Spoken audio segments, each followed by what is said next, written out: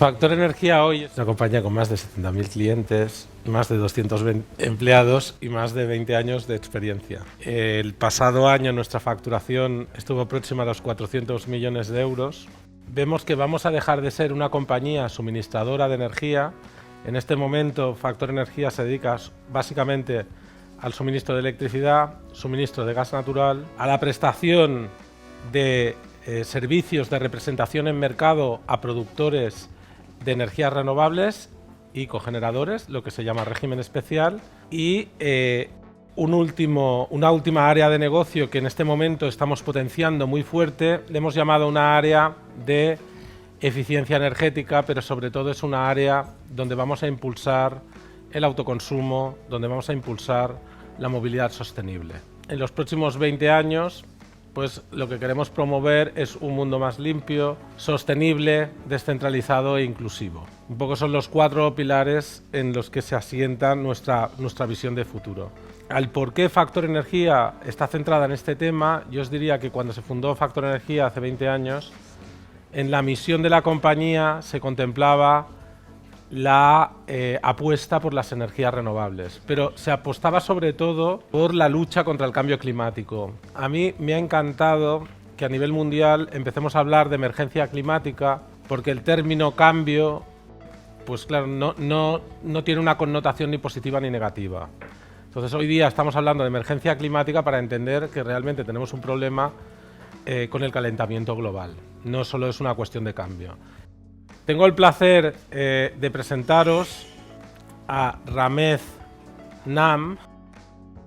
I am at Singularity University, where we talk about using what we call exponential technologies, technologies that improve rapidly to address some of humanity's grand challenges.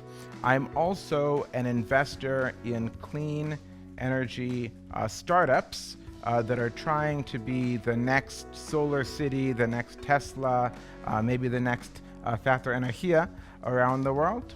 And this matters for a number of reasons. One, energy is a $6 trillion industry around the world. We have 1.3 billion people on planet Earth that don't have access to modern energy.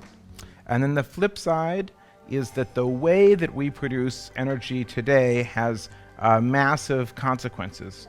The World Health Organization estimates that 6 million people die each year from air pollution. That is 10 times the death toll of all warfare and murder combined, and that is mostly from the burning of coal and gasoline. And then we have this problem, which is around the world, we see the planet is warming. And the planet's warming is not smooth, but you see as we zoom out, it gets hotter and hotter and hotter, and the 4 warmest years on planet Earth were the last 4 years. But the good news is the way that we generate energy is being disrupted. And I don't mean a small disruption, I mean a major change. And that major change is being driven by one thing, which is the plunging price of clean energy around the world. And so you see the cost of solar and wind are both just plunging at an incredible pace everywhere around the world. And before perhaps 2014, there was almost no place on Earth where clean energy was cheaper than fossil fuels without subsidy. And then suddenly in the last handful of years, that's become true, that in different parts of the world, including here in Spain, clean energy without subsidies has become competitive. So that means economic disruption. It means that you have to beat the price of fossil fuels. Now, in most parts of the world, you can build a new coal power plant or a new gas power plant for perhaps 6 US cents a kilowatt hour, maybe 5 euro cents. In Europe, that's not true. In Europe, it's substantially more expensive because gas prices are more expensive here. So perhaps it's 8 or 9 cents a kilowatt hour that you can generate natural gas electricity with here in Europe. And so what's happened over the last handful of years is that clean energy has gone from being much more expensive than this to being substantially cheaper. Wind power. Wind power, we've had it for decades and decades. In the US, in 1980, wind power cost almost 60 cents a kilowatt hour, cost 10 times what building a new coal or natural gas plant cost. But because it was scaled, the price dropped tremendously, and now in the US we have wind power prices without subsidies of around 4 cents. And in other parts of the world, even cheaper. In Morocco, 2.8 cents, not that far from here really. In Brazil, 2 cents for wind power prices. If it has a competitive market where the cheapest energy wins, wind power can beat the cost of building new coal or new gas generation. And of course, that depends upon how windy your geography is.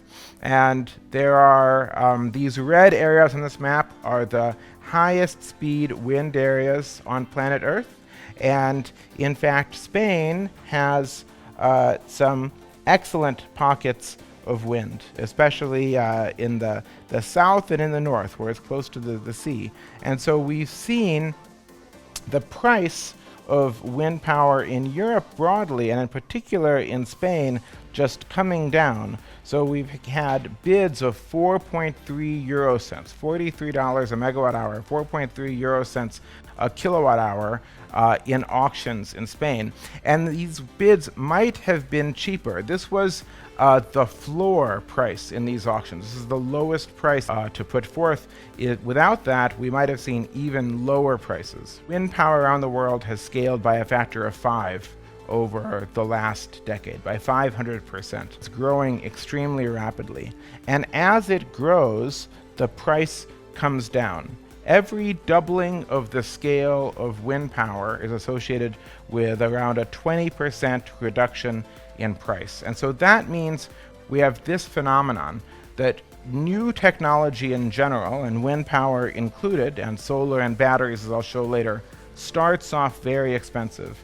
But the first market, sometimes a subsidized market, means you get higher scale, and that means the price declines. And when the price declines, there are now new markets that it can go into. And now we're in the situation where wind power can scale into markets even without subsidies. So that means it will keep growing and keep going through this cycle, getting cheaper and cheaper.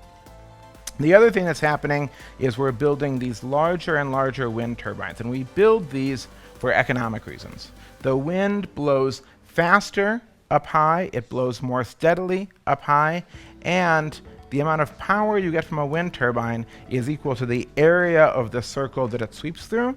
So if you double the length of a wind turbine blade, you get 4 times as much energy. That's why we're building these larger and larger wind turbines. And as a result of their size, we also get power that is more steady. People have long thought of wind power as very intermittent.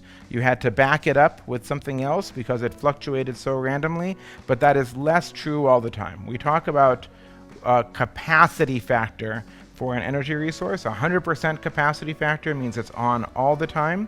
We used to build wind turbines at a 10 or 15% capacity factor, but now at the best sites on land, we have wind farms being built with 50% capacity factor, and that's rising about 1% per year. Now, if you really wanted the fastest winds on Earth and the steadiest, you wouldn't stay on land. You would go offshore because the wind blows faster on the water than it does over land. But even 3 or 4 years ago, I would have said, and all the experts said, that offshore wind was too expensive and would never be cost effective because you had to have giant ships with cranes that went out to erect these. You had to anchor them to the bottom. You had salt water affecting your maintenance costs. And I'm one of the most optimistic people about clean energy, and I thought this would never be cost effective. But then in the summer of 2017, we had 3 bids in the North Sea in the German market where wind power developers just bid 0 subsidy. They would come in at wholesale market prices and they didn't need any subsidy whatsoever.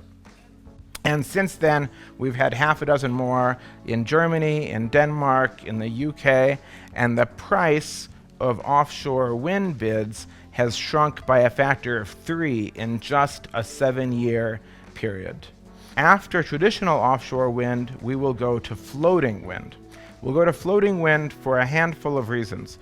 One is there are parts of the world, including parts of the coast of Spain, where the seabed drops off too steeply for traditional offshore.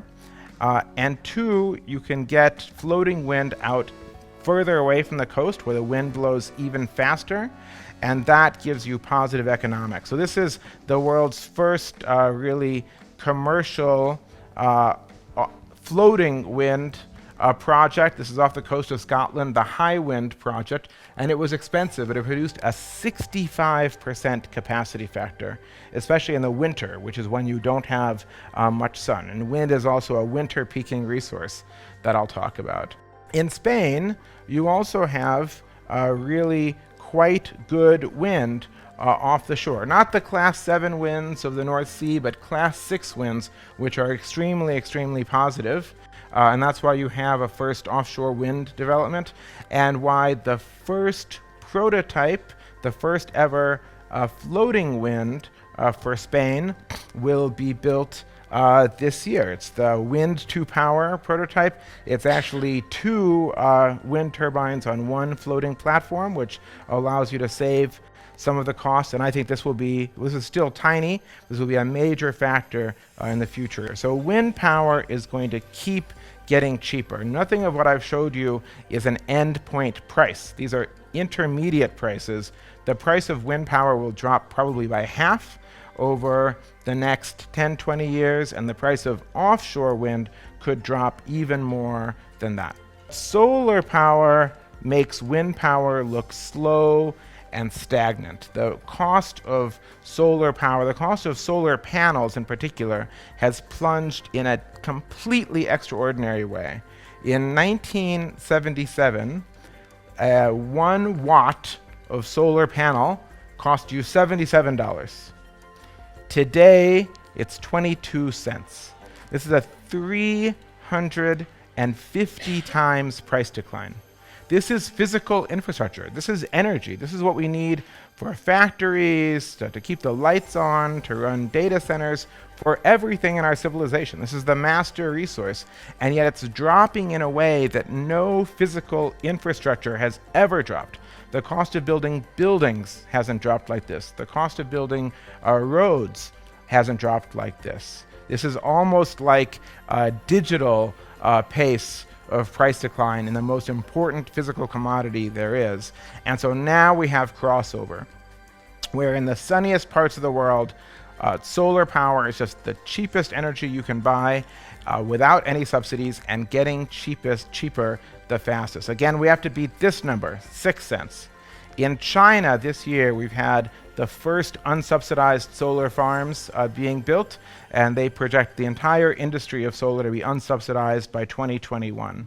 In India, another large rising country with large energy, growing rapidly energy demand, we've had solar bids at less than 4 cents a kilowatt hour, and even there where coal is cheap, that's remarkably cheaper than coal. And in fact, the price of solar in India has dropped by a factor of 4 in just 4 years. In the US, we now have bids that are 2 cents with subsidies. That's about 3 cents without subsidies. Half the price of new coal, 40% cheaper than new natural gas. The price of 20-year power purchase agreements, 20-year solar contracts in the US has dropped by a factor of 10. This is one of my favorite photos. In Abu Dhabi, one of the oil capitals of the world, I worked with the energy ministry there, and their math says every solar panel they deploy saves them money over what they're doing right now. And 2.4 cents, this was the record low price on Earth for about 13 months. In Chile, though, that got beaten at 2.15 cents, and Mexico down to 2 cents. So the same thing that we saw happening with the price of wind is happening with the price of solar, only faster. that solar prices started higher, and until about 2015 in most of the world, solar was only deployed if it was subsidized or mandated. And then suddenly, in just the last 4 years, the price of building new solar in sunny parts of the world has become cheaper than the price of building new coal or gas, and no one saw that coming. Now, of course, solar and wind both got their start here in Europe. Really, Germany started it all, and Spain and Italy played a big role also as early adopters. Now, Germany is less sunny than Canada, and the European subsidies and policies for renewable energy became very unpopular after a while as the subsidies started to be paid for by consumers. But they started that scaling, which brought down the prices for the world. And now those prices have come back to Europe. Germany last year saw bids as low as 4.3 euro cents for new solar, cheaper than new coal or new gas in Germany. The price of solar at German solar auctions dropped by a factor of half in just 2.5 years. And Spain, in renewables auctions that you had in 2017, saw bids also of 4.3 euro cents for solar. And again, this was a floor price. Developers were not allowed to bid lower than this. If they could have, they would have perhaps bid around 3 euro cents, 1/3 the cost of new gas generation in Spain, and perhaps cheaper than the cost of operating a gas plant in Spain. And you can see that because Germany had bids of 4.3 cents, and Spain has had bids of 4.3 cents, euro cents, and yet the least sunny parts of Spain are sunnier than the sunniest parts of Germany. So the natural price here is much, much lower. Now, driven first by policy and then by those economics, the scale of solar has exploded. 30 times growth in the last 10 years and 1,000 times growth over the last 20 years. Now, solar is still very small. It's smaller than wind. It's only 2% of world energy generation, but it is set to continue growing because now, around most of the world, in the areas that are about to get highlighted, new solar is cheaper than new fossil fuel generation if you can get a good cost of capital. And that means that now solar is almost unstoppable because it can compete in all of these parts of the world. So in Latin America, in the Middle East, in South Asia, in the southwest and west of the US, and potentially here in Spain, you're going to see solar keep getting deployed, and solar will drop in cost as it's deployed. And it drops in cost faster than wind. 30% price reduction per doubling, and it has 1.5 more doublings to go. So it will go through many, many iterations of this feedback loop of scaling, getting cheaper, and thus finding new markets it can scale into. And that means that in a neutral policy environment, just a policy environment where you can have long-term contracts and you have competition for new power, solar will eventually be cheaper than fossil fuels in almost the whole of the world, with the exception of the northernmost parts of Europe and a few other areas in the world. And in Spain, if at that pace of cost reduction, the future cost of solar in Spain could be as low as 2 euro cents, maybe as low as 1 euro cent in the next 10 or 20 years. And that's an incredibly disruptive price. Of course, the sun doesn't always shine and the wind doesn't always blow, right? And so the sun is only at daytime. If you see the sun at night, you should check with your doctor. Something has gone wrong. The wind is anytime, but the wind statistically is more at nighttime. And that means, and also across seasons, we have something very similar. This is data from the US, but it's very similar in Europe. The sun peaks in the summer, June, July, August, May. The wind is very low in the summer. The same is true in Europe. The wind peaks in the winter and spring when the sun is very low. So that means that even without energy storage, if you put solar and wind together over the size of a continent, you can bring in sun from the best areas, wind from the best areas, and you end up being able to produce perhaps 70% of electricity from just wind and solar and smart sort of dynamic control of those resources. And that means that for Europe, the least cost, highest renewables energy system isn't a number of energy islands, it's an energy continent, an energy EU, where wind comes in from the North Sea, hydro from the Nordics in the winter, solar especially from Spain and from the south in the summer. And this is simplified, you get some wind from Spain as well too, but you integrate those resources into one European grid. That is the EC's vision, but of course there are many obstacles and the nations have to actually agree to make that happen. Now that might look like a lot of very long-range transmission, and perhaps you wonder if we can actually transmit power that far. We can. Here's what is happening in China. In China, all of the energy use is on the coast, but the best sun and the best wind are deep inland, deep to the west. And so China is building a ultra high voltage grid, has built. The longest of these lines is 3,400 kilometers long that brings in wind or solar power from Urumqi to the outskirts of Shanghai. It is 90% efficient and it adds perhaps 1 to 2 cents to the cost of that electricity. In Europe, a line like that would stretch from Sevilla to Copenhagen, right? And it would allow Spanish solar in summer and sometimes in winter to be powering Germany or the Nordics 2 hours after sunset. And that would be game-changing. And this is a vision that the issues are not economic or technological, the issues are entirely regulatory in making this sort of phenomenon happen.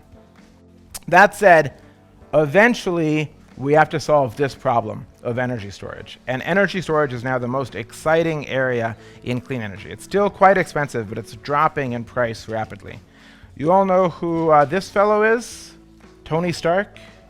It's the closest thing we've got. The reason that Tesla has done so well with batteries is because lithium-ion batteries are also an exponential technologies. They've dropped in price almost by a factor of 9 between 2010 and 2018, which is just insane. And they will keep getting cheaper. That looks that batteries will get cheaper by a factor of 3 to 5 in the next decade. And that could see battery storage costing 3 to 5 cents a kilowatt hour, and combined with cheap solar, this would allow you to have, the day-night cycle taken care of at a cost lower than that of natural gas or coal or really almost any fossil resource. And that's just lithium-ion batteries. I'm an investor in clean energy startups, so I'll tell you that there are dozens, not just 10, but dozens of other battery technologies coming. Some for mobility that are lighter and smaller for the same amount of power, and some for stationary storage. So this is massively disruptive to natural gas, because solar plus a battery like this is, in the next 2 or 3 years cheaper than gas.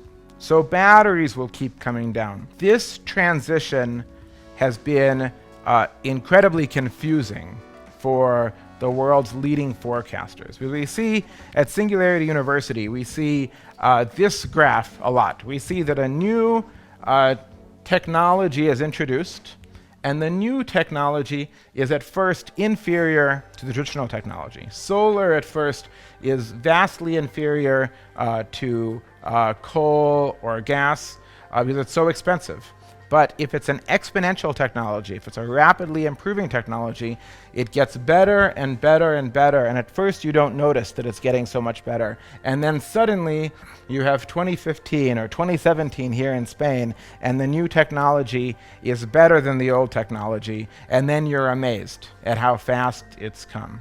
And the forecasters miss the price decline. Here's US forecasts for the cost of solar power versus what actually happened, right?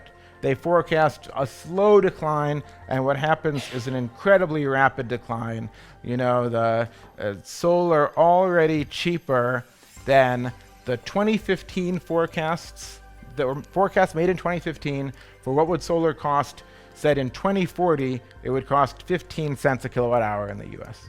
And, you know, 3 years later, actually the next year, it's remarkably cheaper than that. Or here's the IEA's offshore wind forecast. The IEA in 2016 forecast that offshore wind would cost about 9 cents a kilowatt hour by 2040. Okay, a very long time. And what happened was the next year we had auction bids for 6 cents a kilowatt hour to be built in 2021. So it's just incredible. Or my favorite is this battery chart. Here's the US version of the IEA's forecast. Lithium-ion batteries would decline in price by about a third by 2048. And here's what actually happened, right? So the official forecasters, unfortunately, have a very, very poor track record, and there's no sign that they're really changing. So bet on the innovators and bet on this continual learning curve, this continual price decline, rather than on the forecasters. So these rapid price declines have now brought us to the moment of disruption. It is now upon us in the next few years. McKinsey put out this report earlier this year. They had this chart is when will wind or solar be cheaper than the existing gas or existing coal? And they said in Spain it would be around 2020 that you would have the cost of new solar or new wind be cheaper than operating gas or coal. España es un país en que nos hemos pasado toda la vida diciendo que nuestro petróleo era el turismo porque carecemos de recursos energéticos. Somos un país en que el escaso recurso energético que tenemos, que es el carbón, tenemos un carbón que rinde el 50% a nivel térmico que el carbón centroeuropeo y que vale el doble extraerlo. Carecemos de petróleo, carecemos de gas natural, incluso carecemos de lo que está tan de moda del fracking, ¿no? de lo que sería el petróleo o el gas no convencionales. Factor Energía, hace escasamente 6 o 7 meses, firmamos un acuerdo de compraventa de energía, PPA, con un grupo que se llama Enol, un grupo español que se llama Enol, y que iba a construir 2 parques eólicos. Cuando hicimos la nota de prensa, nadie percibió que a lo que le dábamos más importancia a nosotros era que estos 2 parques eólicos no venían de la subasta. Es decir, no tienen ningún tipo de subsidio público. Y con el precio que ha ofertado Factor Energía, que es un precio razonable para estos 20 años y que se basa mucho en esta proyección de que la energía en el futuro va a ser más económica, los bancos habían dado financiación y estos parques ya están en periodo de construcción y estarán en funcionamiento en el año 2020. Solo haceros 2 reflexiones que nos queden como ideas muy claras. La primera es: las energías renovables no son más caras, sino que son más baratas. Es verdad que eran más caras, en este momento son más baratas y en el futuro van a ser todavía más baratas.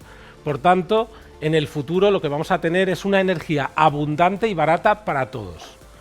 Cuando hablamos de, alguien dice la movilidad eléctrica no va a ser sostenible porque es eléctrica, no, la movilidad eléctrica va a ser sostenible y además Ramez nos ha explicado toda la evolución de las baterías en que el coste se va reduciendo y hay nuevas tecnologías. Yo os diría que este cambio del que estamos hablando es inevitable. No estamos hablando de algo que puede suceder, es algo inevitable. Ya está sucediendo en el mundo y creemos que en España, que somos un país con las condiciones óptimas para la generación de la producción de energía renovable, ya os digo, por la diversidad de vientos y por el nivel de radiación solar, yo creo que tendríamos que estar de los primeros, tendríamos que estar al frente de esto. Y sobre todo, sin olvidar la necesidad de actuar contra esta emergencia climática que tenemos encima.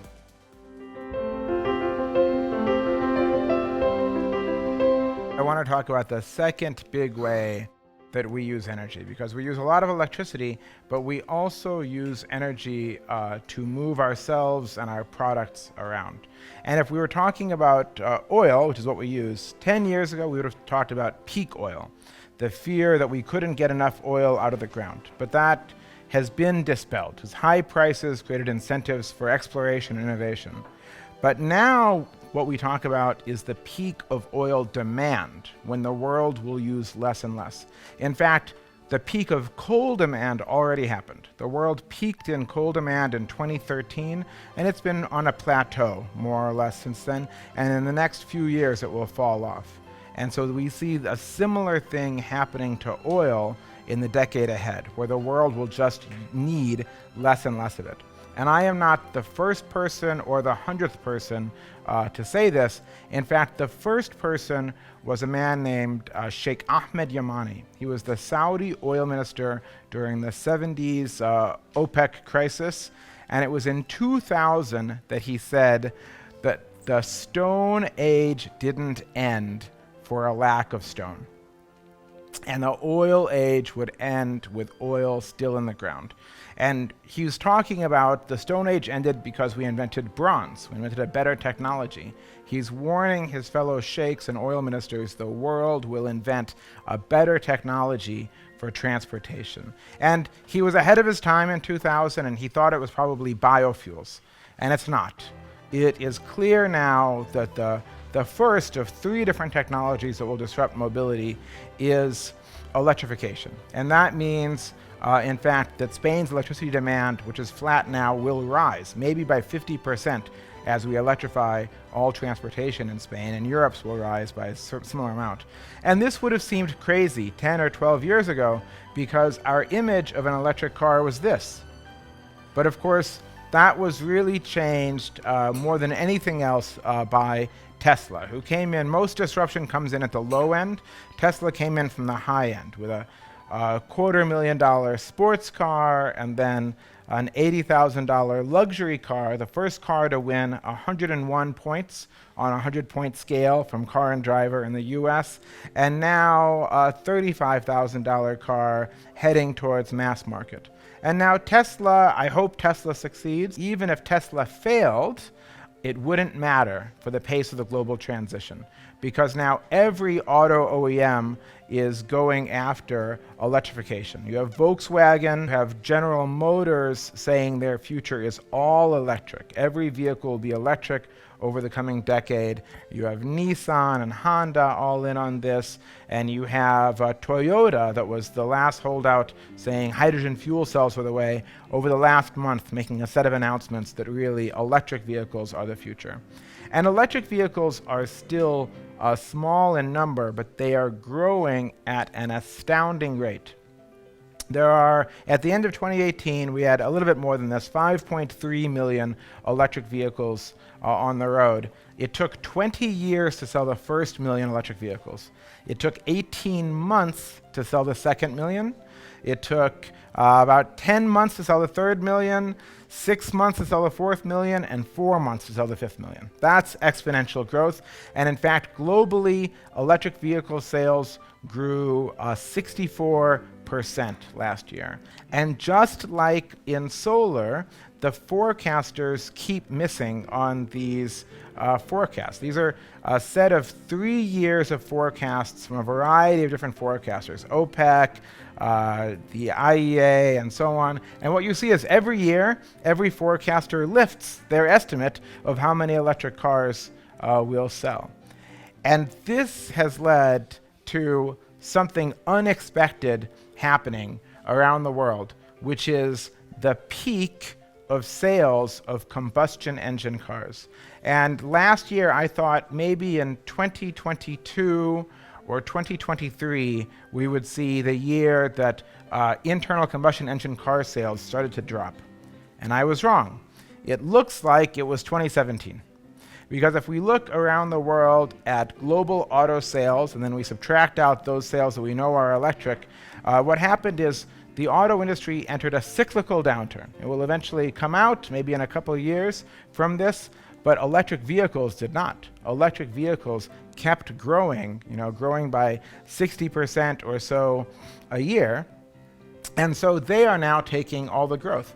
It's possible that internal combustion engine car sales will rebound, that in 2020 or 2021 there will be a strong global economy and we'll set a last final peak for internal combustion engine car sales. But if so, that will be the last one. And it's also possible that it doesn't happen. But something even more disruptive is about to happen, because even if electric vehicles were 100% of sales today, it would take 25 years to turn over the entire vehicle fleet that's on the road. It takes a long time for people to age out their cars. But miles driven will shift electric much more quickly, because now we see the rise of a new way of transportation, which is the robotic electric taxi, the autonomous electric taxi that combines, it's an electric vehicle that's autonomous, and you use it as a service instead of owning it. And UBS says that is a $2 trillion a year opportunity. Now I know you don't have Uber and Lyft and so on here, but I want to just give you perspective on what's happening in mobility as a service in other parts of the world. And the first thing I want to say is Uber and Lyft did not disrupt taxis in the US. I mean, they did take a lot of market share from taxis, but what they did was much, much bigger. In the US, taxis peaked at 1.4 billion rides per year in their best year. Uber and Lyft last year did 4.2 billion rides. So taxis, about a fifth of what Uber and Lyft did was take away rides from taxis. The rest is they enabled people to use someone else's vehicle in ways they never would have before. Because when it's super convenient, when you can see where the vehicle is, when you know it's going to get you, you know when it's pulling up, you're not stuck in the rain, waiting, people will do things with an Uber and Lyft they wouldn't do with a taxi. And also because in most parts of the world, it is half the cost per mile to take an Uber or a Lyft than it is to take a taxi. But even if you never have Uber and Lyft here, still the revolution I'm talking about will come here, because the technology will be available for our traditional taxi companies as well. And that second technology is autonomy. And there's real debate and controversy about how soon will autonomous vehicles arrive. I believe commercially available autonomous ride-sharing services will be here within 3 years because of the pace at which the technology is developing. These are videos from Zoox. Zoox is probably number 4 in the world in developing autonomous vehicles. And these are sped up a little bit, but you can see what the vehicle sees and what it recognizes as a person or another vehicle. And you can see it handling fairly complex situations of the sort that you encounter every day and in streets around the world. And this is really a testament to sensors. These things have LiDAR. They can see in a 360-degree field of view. Their computing speed, they can make decisions in a millisecond that it takes you half a second, perhaps, hundreds of times longer to make, and really the improvement in AI. These things use neural nets, deep neural nets, machine learning to understand the world around them. And now I said Zoox is the number 4 competitor. Number 1 around the world is Google with their subsidiary Waymo. And Google had a goal of launching Waymo as a commercial service by end of 2018. They didn't, but they launched it as a beta. So in the area around Phoenix, Arizona, they have 1,000 beta customers who have an app called Waymo One, and they can call an autonomous taxi, and it comes and picks them up where they are. Number 2 is General Motors, actually. General Motors you wouldn't think of as a very disruptive company, but they bought this startup Cruise that makes autonomous vehicles in 2015. They paid $1 billion for this startup when it was 1 year old. And since then, Honda and SoftBank have put more money, another $4 billion into this startup, giving it a valuation of $20 billion US. And then the wild card is Tesla. Tesla has taken a very different approach. They don't have LiDAR, they use cameras and radar, and they don't wait for their product to be perfect. Tesla just sells you a car and then rolls out these autonomous driving features bit by bit. And this is, you can't do this with your Tesla. Tesla actually forces you to keep your hands on the wheel, but this is test software that Tesla is running in a 2018 Model S. And you can see it basically drives itself around town, and like the Zoox car, it has understanding of what's going on around it. Okay, why does this matter? It matters because half the cost of an Uber or Lyft, and more than half in a taxi, is the wages of the driver. And so if you make it autonomous, you cut the cost of an Uber or Lyft in half. An Uber or Lyft is half the cost of a taxi, so you're talking about an autonomous taxi being 1/4 the price per mile of a taxi. And again, one of the reasons that people outside of Spain switch to services like Uber is it cuts the cost per mile in half. This matters for energy because these vehicles will be almost all electric, and that will mean more electricity demand and more chance to, instead of paying people outside of Spain to buy oil, building energy generation in Spain to power it at a fraction of the price. Here's why these vehicles, electric vehicles, will ultimately be cheaper and might be cheaper to operate already than gasoline vehicles. Because this is the entire engine and drivetrain of an electric vehicle. Okay? This is all the moving parts. This is the engine and drivetrain of an internal combustion engine vehicle. So you have 20 moving parts versus more than 1,000. The efficiency of the electric vehicle is 5 times that of an internal combustion vehicle. You get 5 times the miles or the kilometers per unit of energy. That's one advantage of this. 2, the maintenance cost is much lower because you don't have all of the possible failures that you have here. In fact, the city of New York recently gave us data just a couple months ago on the maintenance costs of their vehicles, and the electric vehicles cost 1/4 as much in maintenance and 1/4 to 1/5 as much in energy as the internal combustion vehicles. So if you put this together and we think about what's not the cost upfront of a vehicle, but what's the cost over its lifetime of miles driven. This is over 4 years actually of a personally owned car, or about 1 year of a taxi. A taxi drives 5 times as many miles as a personally owned car, and what you have is this. The combustion engine car, the vehicle is relatively cheap, but the fuel is expensive, right? Because most of the fuel is just wasted as heat out of the engine or wasted as heat when you brake. The electric vehicle, the vehicle today is more expensive, but the electricity is so cheap because the engines, the electric motors are 90% efficient, and when you brake, you recapture the energy to use later on. And this is the most expensive electric vehicles will ever be, because electric vehicles are getting cheaper in the same way that solar and wind are. Batteries, which are a big part of their components, are getting cheaper. So they are going to grow in share, drop in price, and thus get more markets and grow in share. And they're going to be cheaper even upfront to purchase. Here's what Ford says about the cost of manufacturing electric vehicles. They say when they look at a factory for electric vehicles, the space needed in the factory will be half as much as for a gasoline car. The capital cost of the factory will be half as much as for a gasoline car, and the labor cost per vehicle will be 1/3 lower. The labor cost for the drivetrain will be 80% lower, but they still have to make windshields and seats and so on. So that means in the long run, we're not looking at electric vehicles being 10 or 20% cheaper per mile. By 2030, we're looking at electric vehicles being half the cost per mile, all right? And so when we put that together into this electric autonomous service, we've already said that making it autonomous cuts the cost from a taxi by a factor of 4, from an Uber by a factor of 2, and making it electric cuts the cost in half again. So if you look at this in terms of cost per mile, you have in the US, let's say, a taxi costs you $3.50 a mile, and Uber costs you $1.50. Owning a Prius costs you 80 cents per mile that you drive it, and this is 35 cents. It's almost competitive with a city bus. But that's for a 4-seater or a 5-seater vehicle. If you've gotten rid of the driver, why do you need the front seat of the taxi?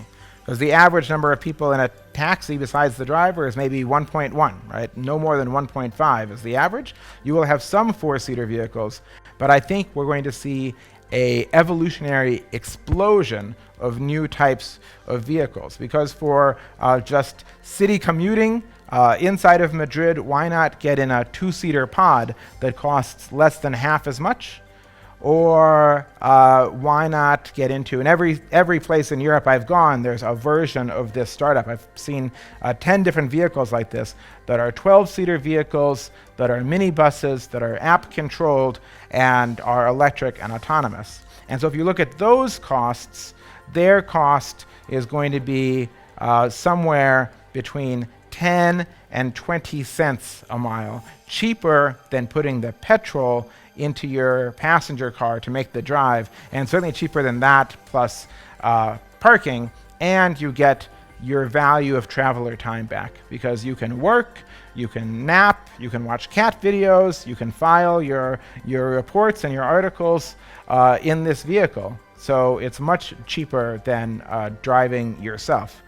And the same applies to delivery vans. This vehicle drives about 150 miles per day, 200 miles per day is what a vehicle like this drives. So that's well within the ability to electrify right now. And even electric semis, Tesla's electric semi is going to have about a 600-mile range. The number 1 and 2 costs in trucking are the driver and the fuel, actually. And this will have autopilot as well. And so Piper Jaffray, a financial analyst, says if you switch from a diesel semi-tractor trailer to something like the Tesla semi, your payback time is 2 years. So trucking and commercial vehicles might even switch much faster than passenger vehicles because they're entirely driven by the bottom line.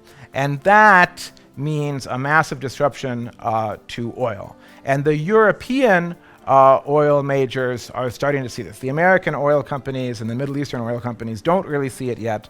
But I spent a lot of time with Total in France, and they say by 2030, we'll see demand reach a peak or a plateau like coal did in 2013, and then decline. Equinor says it will happen in the 2020s, and Shell, I'm on the advisory board for Shell's new energies business, says that in 2016 it will be between 5 and 15 years. Now they say between 2 and 12 years. And indeed, if we look at all of the ways we use oil, a quarter of it is for passenger vehicles, another chunk for light trucks.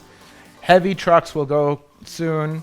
Lubricants are mostly used in vehicles, and electric motors don't use lubricants. And we still use some amount of oil for electricity and building heat, and that will go away as those furnaces age out. And so that means 2/3 of the world's consumption of oil is at risk of being disrupted by technology. So when will this peak happen? Well, the IEA says never. They say oil demand will rise forever. That's also what they said about coal demand. And you've seen what the IEA thinks of new technologies. Bloomberg New Energy Finance says it could happen as soon as 2020. I am skeptical of that. I think it's one of the few cases that they're overly aggressive. I think it will be one of these deceptive curves because these autonomous taxi fleets will roll out city by city, nation by nation. It'll be a long time before they're able to handle Amsterdam, let alone handle Mumbai. So it will be a scaled deployment around the world. I think the curve looks something like this. But ultimately, we will be burning a lot less oil.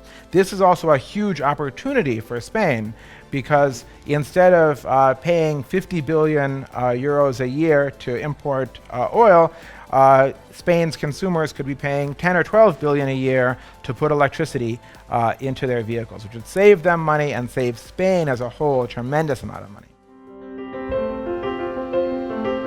The Chinese say crisis is both danger and opportunity. And I've given you a lot of optimistic information about clean energy, but we still have real problems with climate change. Carbon emissions are still going up around the world. And every year that they rise means if we want to stay below 2 degrees Celsius, we have to eventually bring them down much faster. And there are problems beyond electricity and cars. There are problems like agriculture and land use. Basically, cows and deforestation are 1/4 of all emissions. Manufacturing is maybe 20% of all emissions, though solar and wind will take some of that. So there's still a large number of challenges for us to solve.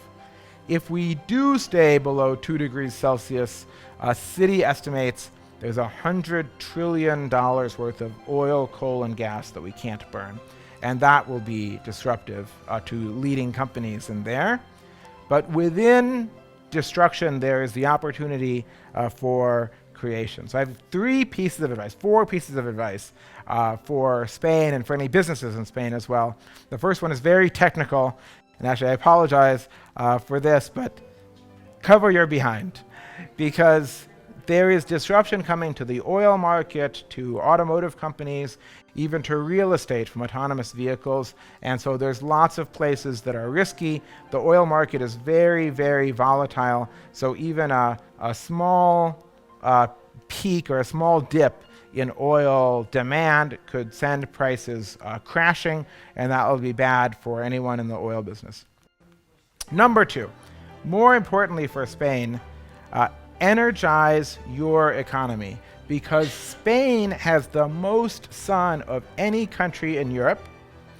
It's also far to the west, which means it can power nations to the east after sunset, and it has excellent wind. So Spain should have the cheapest electricity in Europe.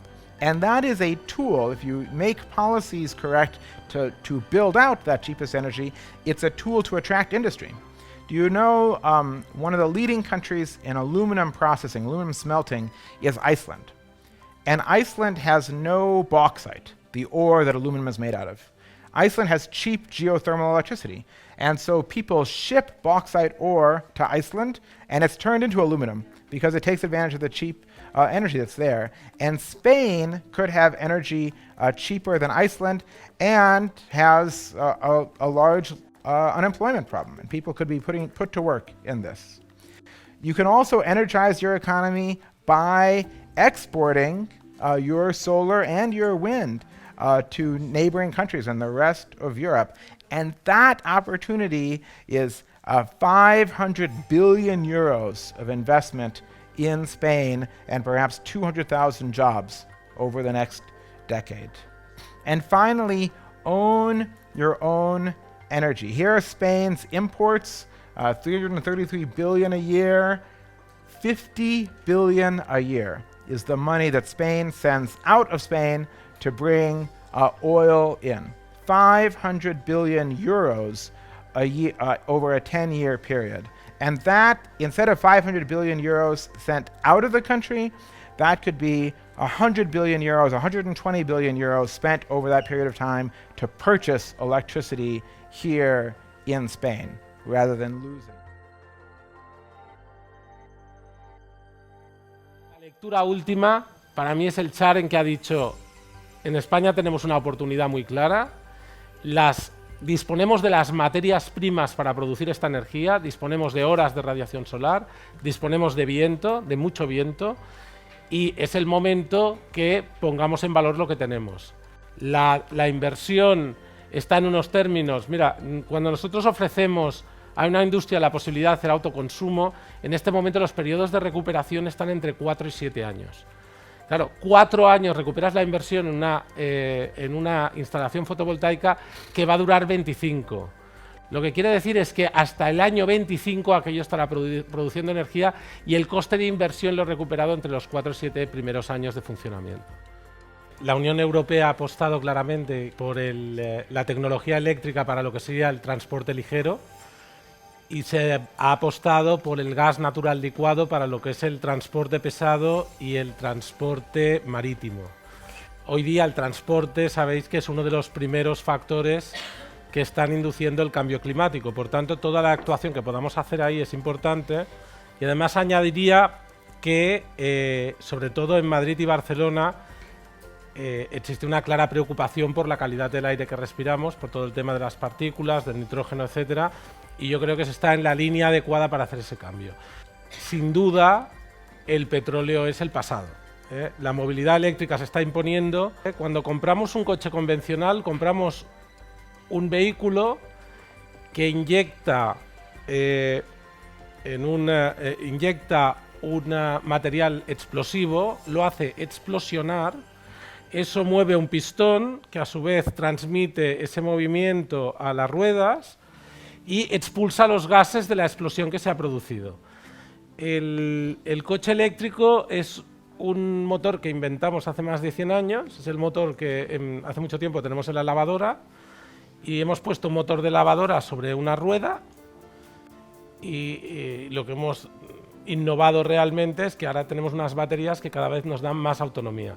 Quien intenta comprarse un coche eléctrico, yo lo he hecho, el problema que hay, y por eso los precios son tan caros, es que hay una sobredemanda, ¿vale?